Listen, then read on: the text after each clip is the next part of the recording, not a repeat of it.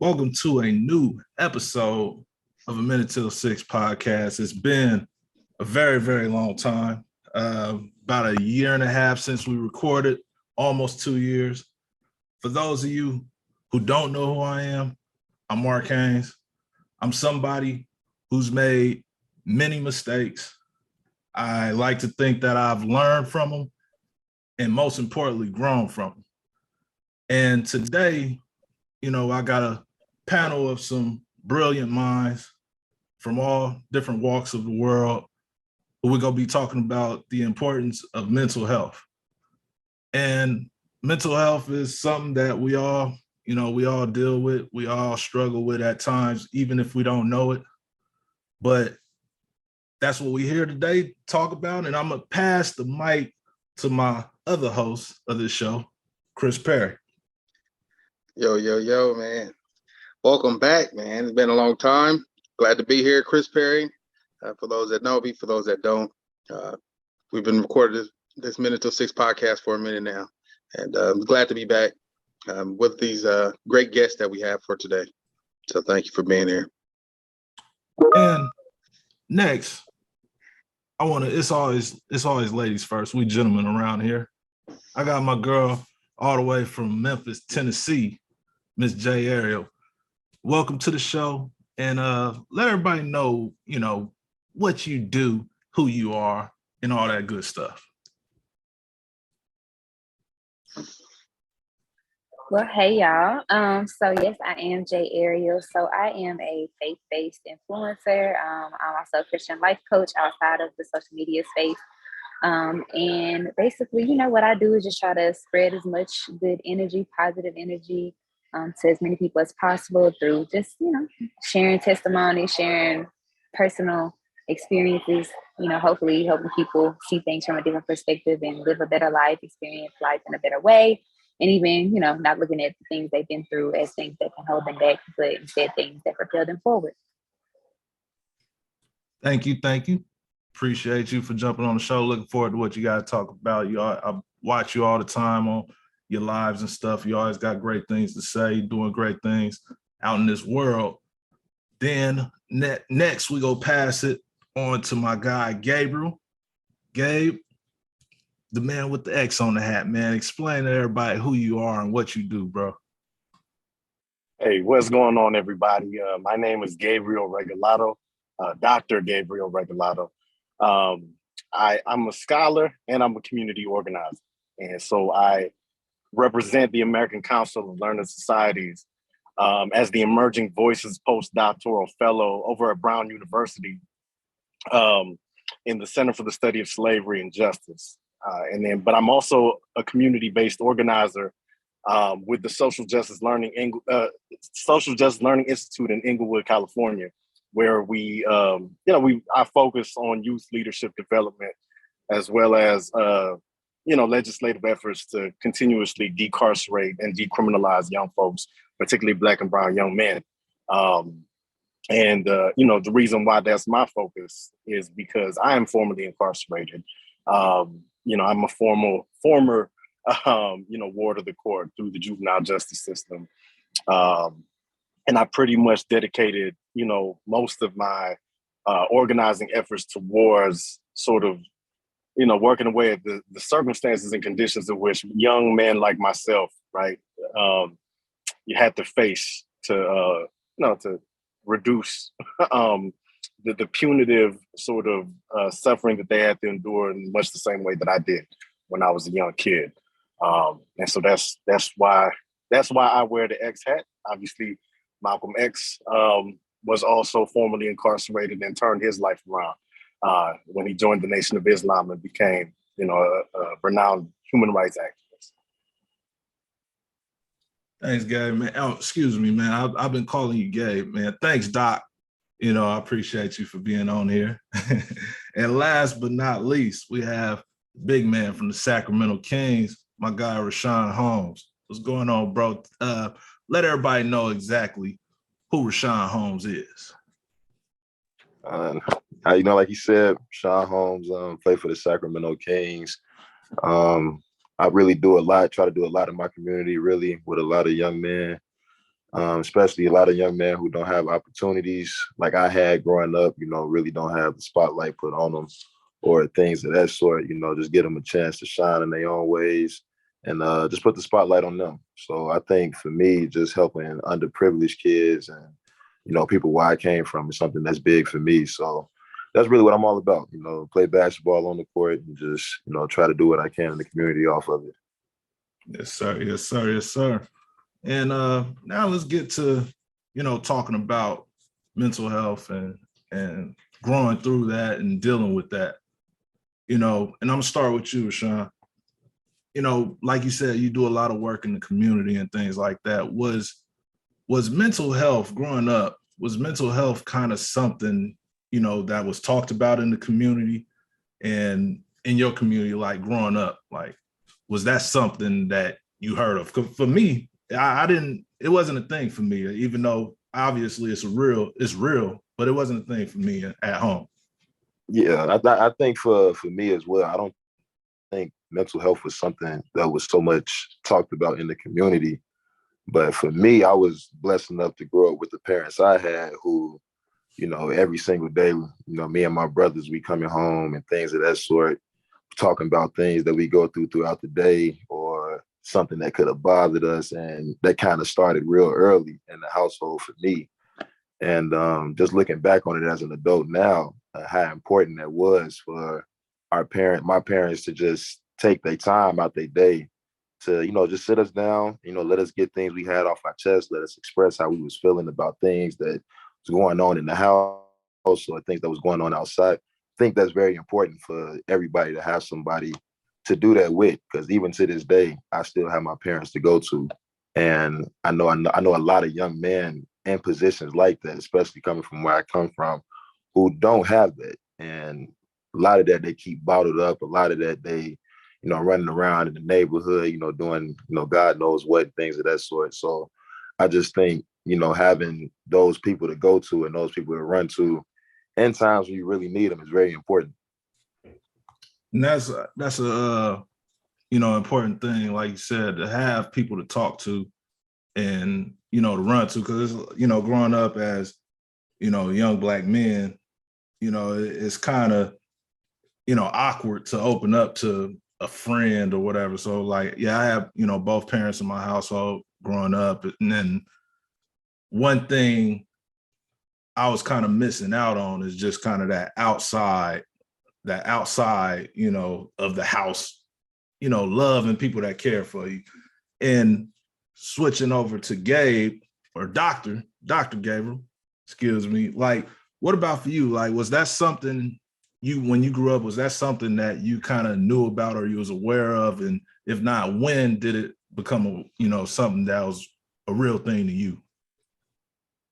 Yeah, I think mental health was not only something that was not talked about or discussed in my household and in my sort of group of friends, it was also something that was stigmatized, right? Like if you gave any expressed any notion of being mentally unwell, right? And it was intergenerational, right? It was across the board. It wasn't just like, your homies who would clown you if you start talking about your feelings a little too much. It also be, elders, right? And so, even if you were going through some kind of depression, some kind of anxiety, some kind of, just not being able to get right. let's leave it at that. Any notion of seeking professional sort of assistance or help for it, it was almost like a shameful thing. Not almost, it was a shameful thing. And in a lot of ways, even today, right? Now, folks, I think, especially younger folks, Generation Z folks and younger millennials have done an incredible job of shifting the culture around mental health, normalizing seeking therapy and things of that nature, right? And having a therapist doesn't, and establishing the notion that just because you talking to somebody doesn't mean there's anything wrong with you. It's just, it's something just like if you want to take care of your body, you go to the gym. you want to take care of your mind, you go, talk to a professional, sort of thing. But it's the stigma is definitely still there. I will admit, I still have not seen a therapist. I've been had insurance, right? To hit up a mental health practitioner, but it's definitely, I definitely attribute it to that long-standing stigma that to this day, I'm 32 years old, I still haven't gone and seen a therapist, right? And it's such a huge push to do it. But growing up, it definitely not only wasn't there, but it was clowned on, it was stigmatized, it was something to be ashamed of if you were mentally unwell. Copy that. I actually would echo that to some extent of what you said, Dr. Regalado. I see a lot of, like you said, the shift. You see a lot of people speak about protecting their peace now and things of that nature, and more yoga and more trips and traveling for peace and state of mind. Like you said, it was a stigma back then, but to see the shift happen now, after a lot of things like COVID, that took a huge toll on people mentally that nobody really talks about, I believe, that people aren't designed to be, locked away from interaction for such a long period of time. So that affected a lot of people in a lot of different ways. And since then, a lot of actions that have happened can be attributed to that, but nobody's really speaking on that or actually getting data on those things. But just to see the amount of people since then that have switched gears and decided, hey, look, something's not right. I'm not okay. Let me get help. Let me find things that bring me back to my core self. It's been a beautiful thing to see. So I've been enjoying it, and I'm one of them. I'm part of that push, that movement, that initiative of, hey, look, right now, me recentering myself, me finding my peace is top priority. Everything else kind of comes second right now. So definitely happy to be a part of this generation. We've experienced a lot of things in our time.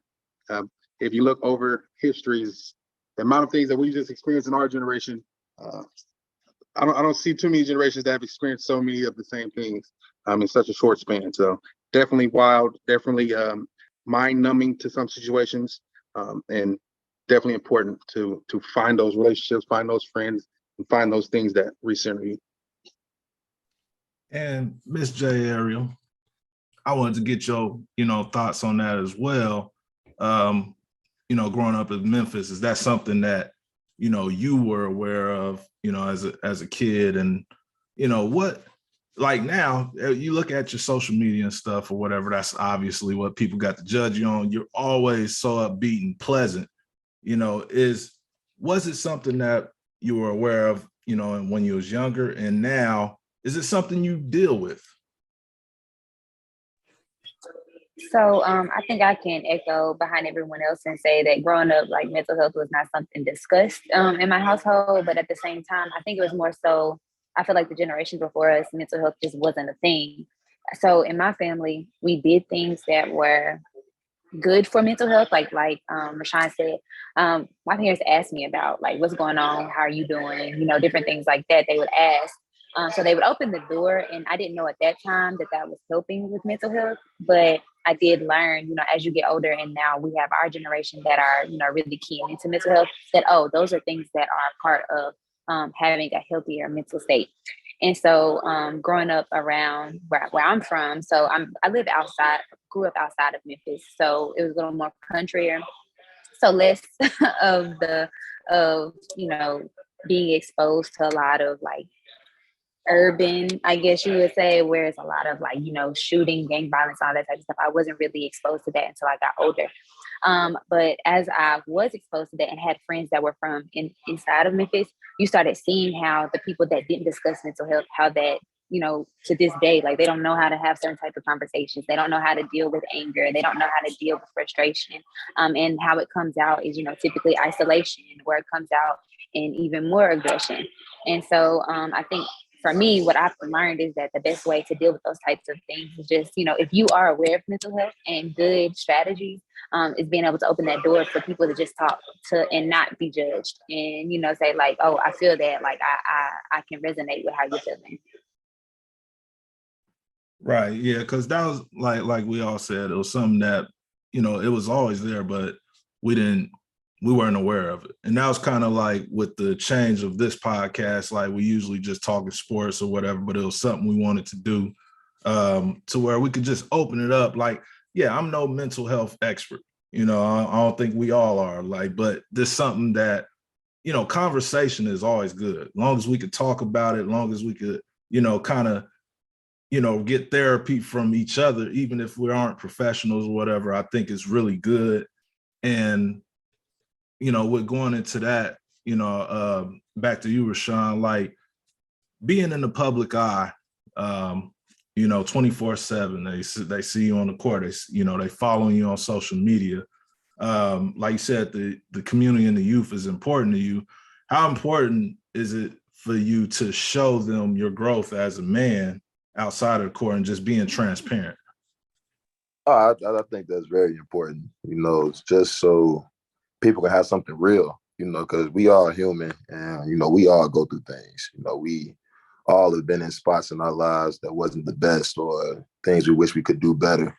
And I just think it's important, for the kids and especially for the youth to see like real examples. Like, yeah, I've been through things, I've seen things, things haven't always gone how I wanted. This is how I responded, or this is what I did to get help, or, this is what I did in order to excel in this area, because it's not going to be easy. And especially mentally, especially on the kids these days, like I said, without as many people, especially coming from where I come from, without as many people to run to, stuff can weigh on you, especially as you try to move forward and try to get better in life, and especially what you're trying to do. People talk, and your family members can talk, things of that sort. So I just think for me, just setting that example and showing this is things you can get through. These are things, you can have resources here to do this and that and the other. I just think that's important for them to see, and that's important for them to have. Just it's more tangible, I feel like. And Doc, with going through your journey, you like you said earlier, you had, felonies and stuff, and now now you're doctor. What was some things that you kind of turned to, because obviously you had to be dealing with a lot in your head in those times, but what are some things you turned to, or people or whatever, if there were people for you to kind of get you going and on the right track? Yeah, thank you for that question.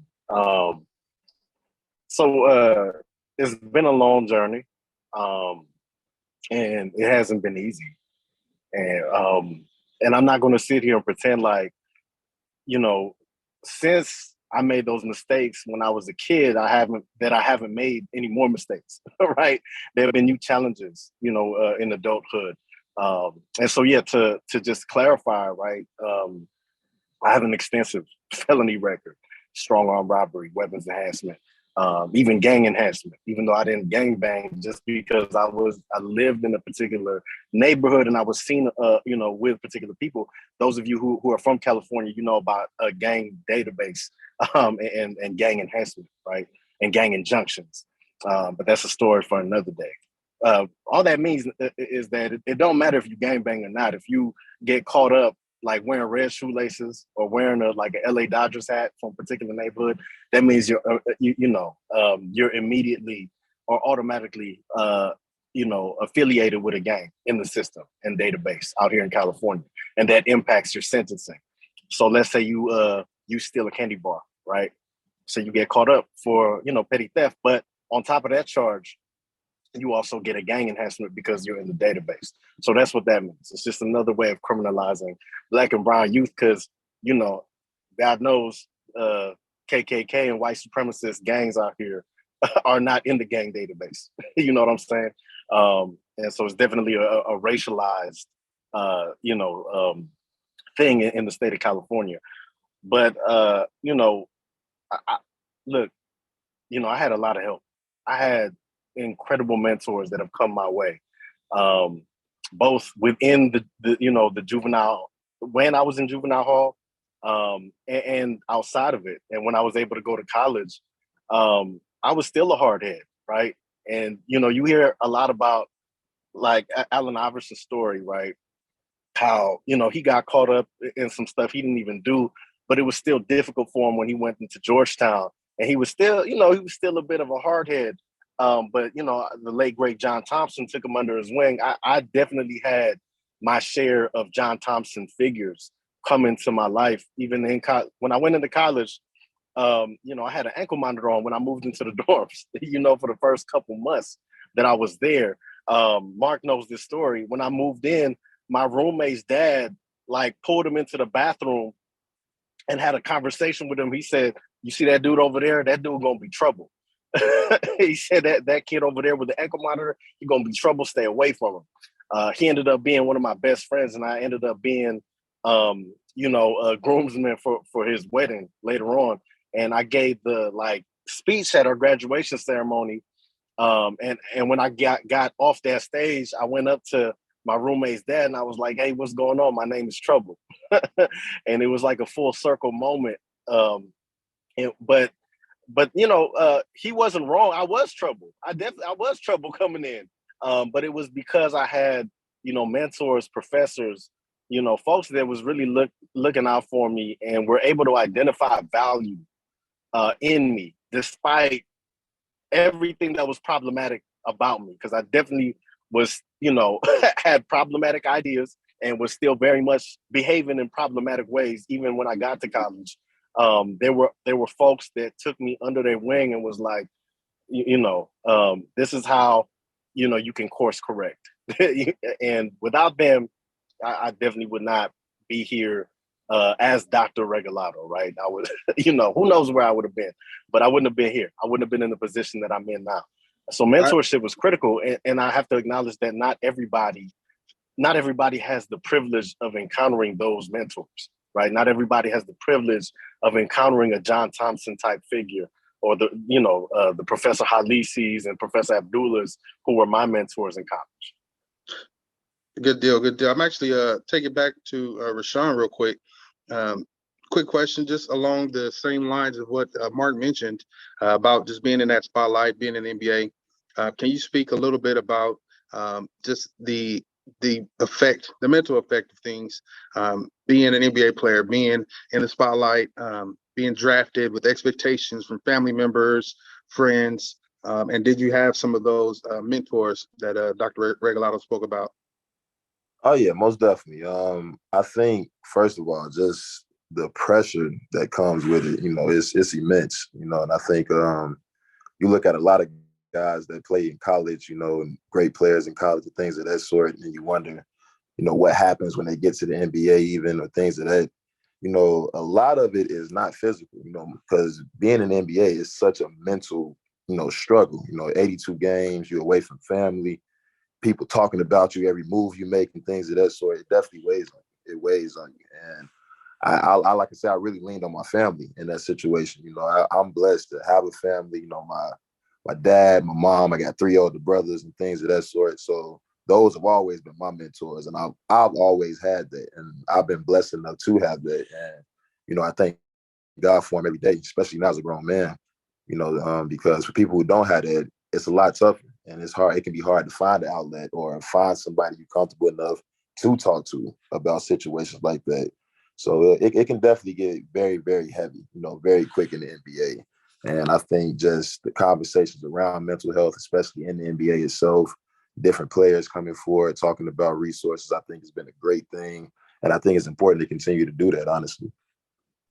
Hey, Richaun, on that same note, how is it difficult to keep your, mental health a priority as, y'all on the road all the time? You got games every other night. Does it get hard at times, especially being away from family? Is that difficult?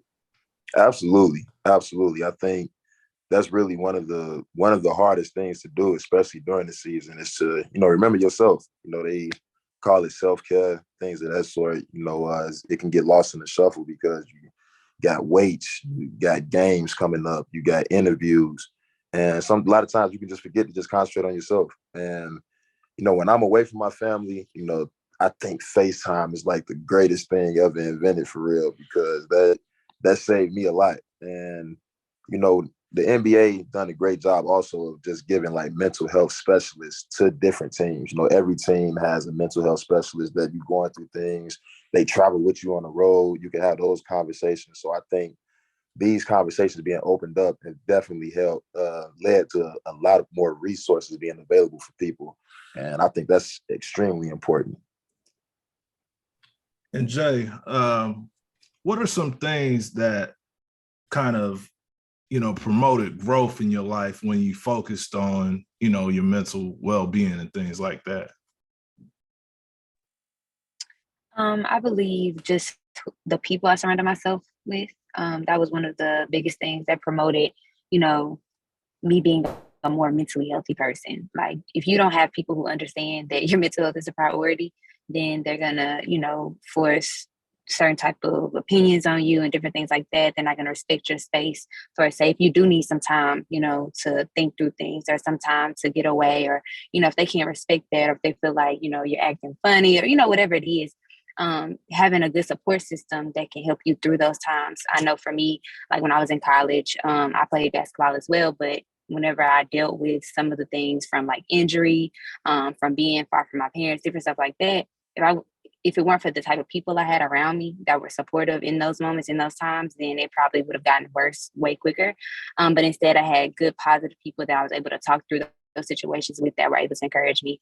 Same as, transitioning into like full on adulthood, like you said, our generation has gone through so much, like pandemic, just all kind of crazy stuff. So having people that you can be like, girl, like today is a terrible day, or dang, like, I don't know what I'm gonna do with myself. Like during the pandemic, for like the first like 6 months, I thought I was gonna go insane because I'm like, I have never been shut up in a room to myself for this long ever. And so being able to kind of like look at myself in the mirror, being able to really say, okay, so let me figure out how to spend time with myself. And whenever I was able to reflect on that with other people, and they were like, girl, like I felt the same way. Like I feel you. Like I had some of those same revelations or those same moments. So I definitely feel like who you surround yourself with is a major thing. But I also think, being able to realize that, ain't nothing wrong with you. There's nothing wrong with you if you're not in a good mental space. It's a part of life. And being able to figure out, okay, so I'm not having a good day today. So how do I bounce back from this, or who can I reach out to as a resource? And there's like, like we all tie mental health into like having bad days. But I don't know about you guys, but there's been like times with me where, I'm actually having a good day, but I'm still kind of feeling down or whatever. And, if I don't know if any of y'all dealt with it, Jassy, you shake your head. So I'm gonna pick on you with this question or whatever.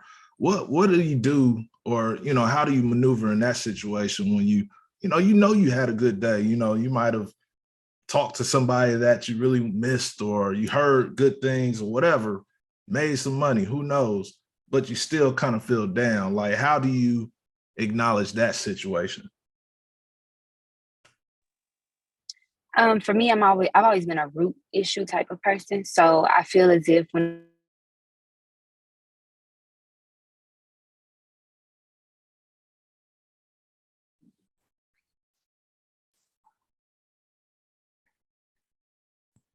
Can you hear me? All right, yeah, there you go. I lost you for a second. Okay. So like I was saying, I feel like on those type of days where, like you said, all of the circumstances of the day, the situations that you've been in have all been positive. There's technically not a reason for you to feel the way you feel. And you still aren't in the best, mental space. I think that's where you start trying to address like those root issues, those root things, like why am I not feeling good today? What part of me is not, in a good space today? Because, it could be literally anything. I know, like as a woman, men seem to think we kind of crazy sometimes, but as a woman, you do have a lot of those different things. So you have to kind of figure out, for some people, it could actually be a hormonal imbalance. Like, and that's why it could be a perfectly great day and you're not feeling it. For other people, it could be something that you don't know is lingering, in the back of your mind, so being able to go through and kind of filter through, like, what's going on? What have I not addressed as an individual? It could be a great day, but did I deal with, a situation maybe with my parents or with someone that I really care about that, we ain't on the best of terms right now? And so that's just lingering in the back of your mind. So I think taking time to reflect, reflections are super important to me. Like journaling, all that different stuff, because whenever you're able to sit back and kind of address and filter through, okay, so what is my life in this current state? Like, what are my relationships looking like? What is my physical health looking like? Because all of those things tie in together. I mean, we're holistic beings. So everything kind of need to be firing on all cylinders in order for you to feel, at your best. Nice. Dr. Regalado, one question for you. After you had your previous incidents as a youth, correct? Where did the transformation happen? Where did it change for you? And after the change, what did you experience from the people around you? Typically, I know what I've encountered. You make a change, or excuse me, you have a mistake or an incident, and after you've made,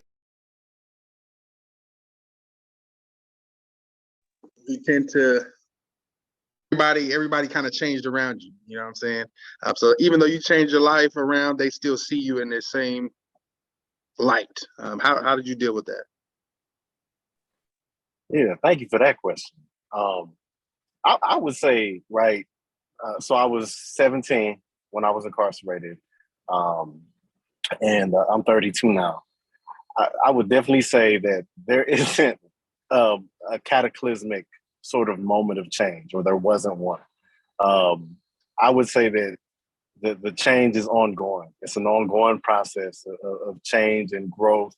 I've definitely encountered many challenges since then, right? I've gone through divorce, child custody trials, immigration, court trials, many things that were impacted by, my juvenile arrest, but all things that I was able to fight through and win every single one of them. And so it's an ongoing process of change. I will say that there was a mindset shift when, and I hope this isn't an oversimplification, when people started treating me like I was smart. Because when I got locked up, all I could do was write. And people started reading my writing, right? And when people started reading my writing and started giving from like the guards to the warden of the the juvenile hall to the judge, when they started saying stuff like, "What is a smart kid like you doing in this situation?" Right? I had never heard anything like that before, right? But once I started to get that kind of feedback, I started to realize that there were other things that I could do, right? I started to realize that. And believe it or not, I had never received that feedback, not even from my high school teachers, right? Who obviously I did writing assignments for, who I was able to demonstrate, my intellect to.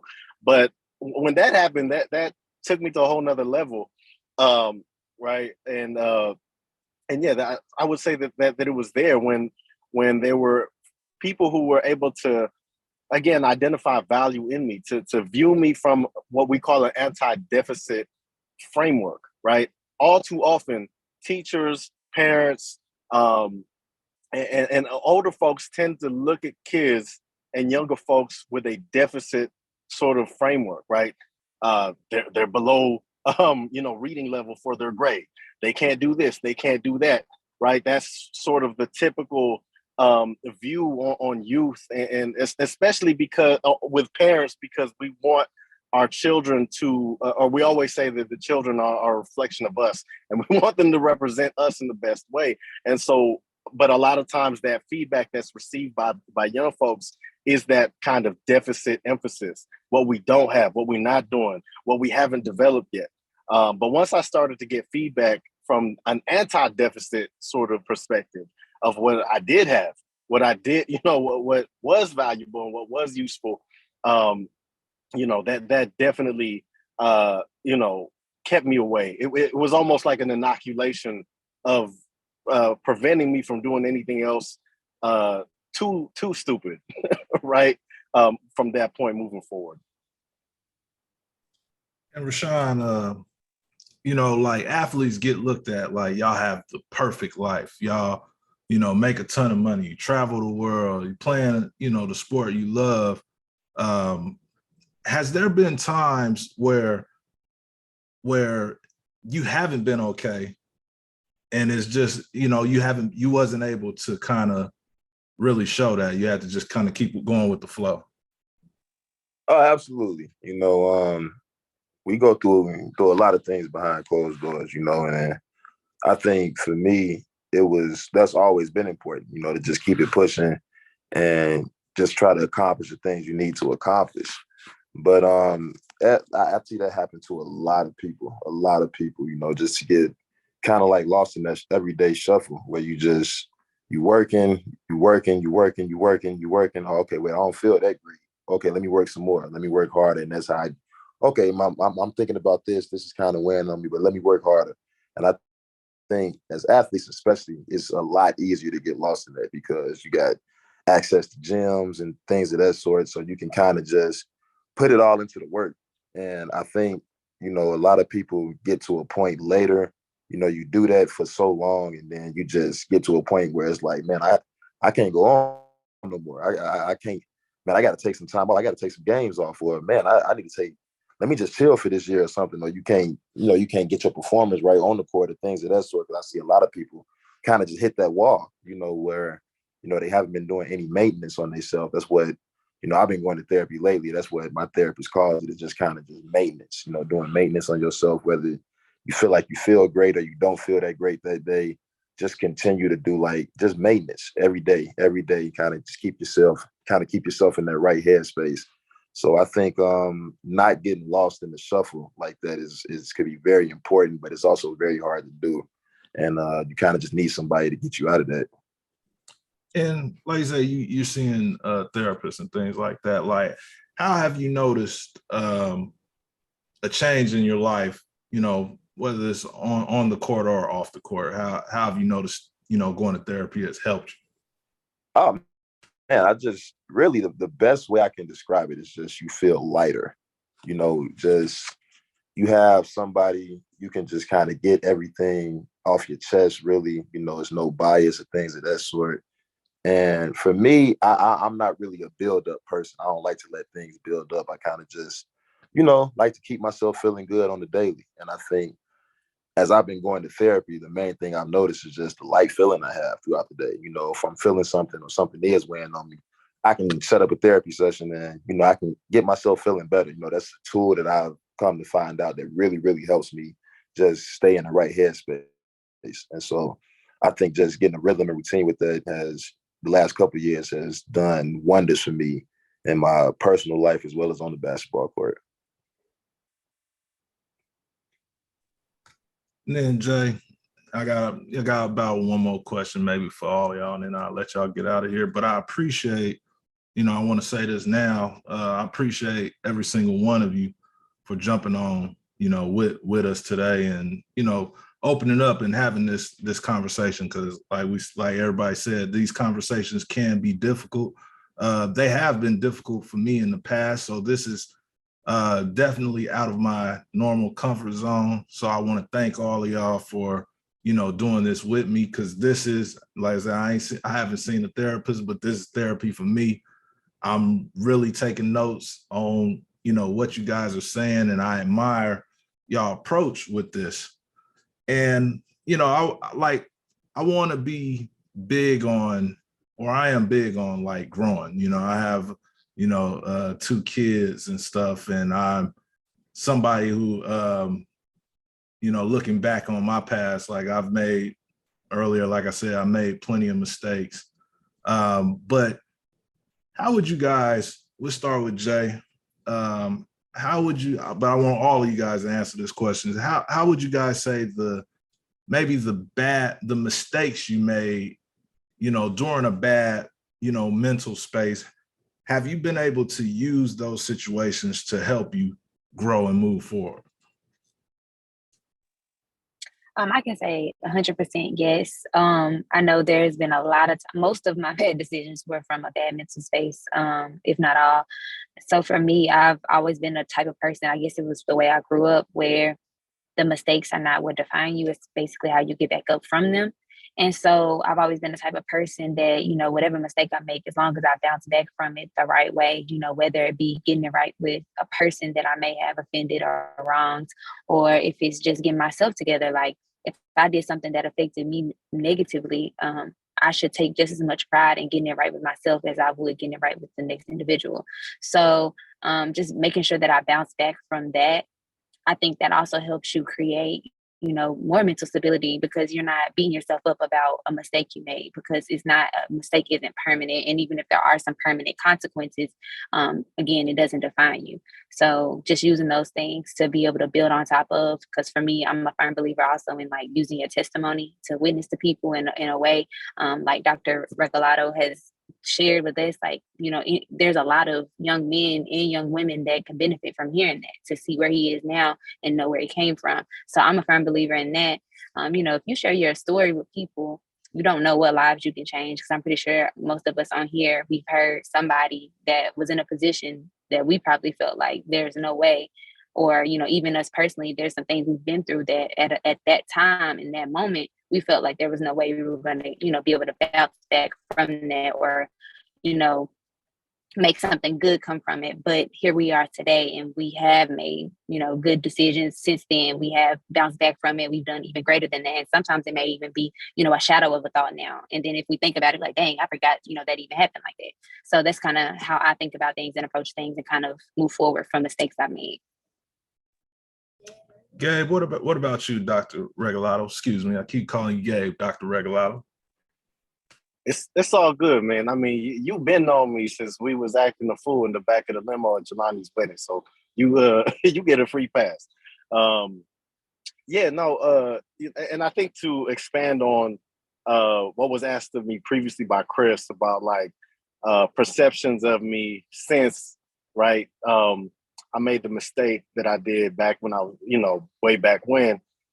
It's a part of my story, and it's not something that I try to hide or erase. It's the fact of the matter is, I wouldn't be here had that not happened, right? I think where I'm at and where I'm continuing to go is part of the journey of what we call post-traumatic growth, right? And that's, and that's all we want for young, men and women who've been through something like I've been through, right? The opportunity to not only grow from it, but to, basically convert the experience into an asset, right? Towards whatever positive growth cycle you're trying to pursue. So, I don't try to, I always, talk about, yes, I teach college level courses. I've taught at Berkeley, I'm at Brown now, but I've also done some gangster shit, like, excuse my language, right? That's all a part of who I am. It's, and that's the complete picture of who I am, and much love, right? To those who embrace that, who embrace all of that. I always talk about how, going back to the X-Hat reference, you can't love Brother Minister Malcolm without loving Detroit Red. You can't love El Hajj Malik El Shabazz and where he eventually got to, in terms of his spirituality, without also embracing that part of his story when he was a hustler and a pimp, right? And when he was doing some gangster stuff, right? Like that's part of the complete story. And for me, how I deal with my mental, moving forward, I remember there was an interview with BJ Armstrong a couple years ago that really resonated with me. He talked about how whenever he asked Michael Jordan what the score was, he didn't look at the scoreboard. He always said the score is 0-0. The score is always 0-0, right? Meaning no matter how many points you are actually up by or down by, right, you approach every possession, right? And obviously he's talking about basketball, but it's very applicable to life as well, right? Every day, no matter what victories you've won or losses you've suffered, right? What's important is that you're anchored in living in the moment and recognizing the value of each possession every day, right? that you could be up 20 points, you could be down 20 points, but you value, each possession just the same, right? Because that's where you need to be at, right? And like I've been saying, it's not like there was this cataclysmic moment for me where things just completely shifted. Now it's been an ongoing process of growth, right? I have different challenges now. Back then, my challenges was, gangs and, running from the police and, dealing with my record. Now my challenges are getting my kids ready for middle school. That's a big challenge too, but I take it with that same approach. The score is always 0-0. Don't let your victories go to your head and don't let your losses go to your heart, right? And so, that goes into a lot of what Kobe used to talk about too, about being anchored, right, in who you are, right, being anchored in your approach to the game, but also in your approach to how you live life, right? And so, but thank you, Mark, thank you, Chris, and everybody else on the panel for listening to me and having me on here, sharing space. Absolutely. Richaun, I don't know if the same question, along the same lines, if you want to go ahead and answer it as well. Most definitely. I think the mistakes, I always learning from mistakes was something my dad always said was the measure of a man, honestly. How you respond to mistakes and, learn from them. And I think that's something I've always taken pride in, especially as I got older, is never making the same mistake twice, is what I say. Never try to make the same mistake twice. And I think just going forward, it's important to realize that you're human and mistakes are going to happen. Like, it's inevitable. And I know if you're a person like me, it's hard not to beat yourself up when you do make that mistake. And, you can think about one mistake that you made weeks ago for years. That's something that I would do. And I just think just understanding that it's not about the mistake itself, but how you respond to it is a great way just to go forward in life. And it's something that's always helped me, whether it's basketball related situation, life situation, just understand and never make the same mistake twice and always learn. Always learn from every mistake you make so you can get better in life and get done what you need to get done. For sure. Like, again, guys, like, one thing I'm big about is saying thank you. So I'm gonna say thank you again for joining me and Chris on this journey and talking about, mental health, being the first episode of this season. I can't express how much I appreciate you guys.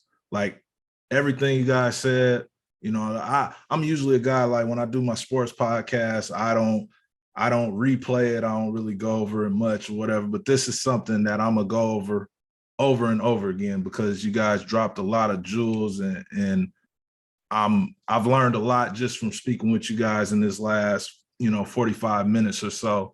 And like I started this pod, I said, I'm somebody who's made many mistakes and I own up to my mistakes. I learn from them and I try to grow from them, and I'm going to make more mistakes just like we all probably will. And, as long as we keep growing, that's the beautiful thing about life. And Chris, I don't know if you got anything you want to say before we get out of here. Yes, I want to follow that same train, man. Thank everyone for being on here today and sharing stories, backgrounds, and intellect, excuse me. I've done a lot of things in my life. I've been accused of things in my life, and I've been blessed to outlive all lies, all things that were sent my way. Outlived them by just integrity and priding myself on actions, right? So I'm very happy to still be here today, and I'm very big on experience. There's no greater teacher than experience, and so that's why it's important that people share what they've been through, what they've experienced, for the next person to help them through it and along the way. So thank you guys for being here. Thank you for sharing. And before we get out of here, start with Jay. Can you tell everybody where they could find you, where they could look you up and see what all you're doing? Yeah, so my Instagram is J.Aerielle, so J.Aerielle. My podcast is BTS, Walking by Faith. That's on Spotify, iTunes, and on YouTube. We have a visual component as well. And yeah, that's it. Thank you. And Doctor? Yeah, I really only got Instagram, and so that's GABO dot REGALADO. That's pretty much it. That's my Instagram. Dot Regalado. And they can find you at Brown University. And Richaun, yeah, big man, and the social. Richaun, big man, Sacramento Kings. Where can they find you if they ain't already found you? Oh yeah, Instagram, Twitter, the same. Rich_Holmes 22. Also got apparel, HSH Management on Instagram or hshmanagement.com. Got all types of apparel on there and things of that sort. So yeah, I'm around. Yes, sir. Stay 22. I see. Sir. Yes, sir. And once again, you guys. Oh, Chris, what's your Instagram and everything, man? We ain't did this in a while. Oh man, yeah, it's been a minute. Mine is Chris.Perry SR, Chris.Perry Senior. You can find me Instagram, Twitter. I'm not really on Twitter. I'm just starting back to Twitter, but you can find me on there, same name. But should be at the bottom of your screen as well. Yes, sir. And then, if you guys know me, if you don't know me, I'm Mark Haynes, and you can find me at Mark Haynes NBA on Twitter, Instagram, I think everything. So once again, this is a Minute Till 6 podcast. We talked about mental health. I hope you guys learned something. I sure did. And I'm going to let all these good people get out of here. The next time you see us, you'll see a better version, and we're going to continue to grow. We're going to continue to be better people. And hopefully we all reach the goals that we want to reach and, make the man above proud of us. And go check out now. This is A Minute Till 6. One of your hosts, Mark Haynes, and we out.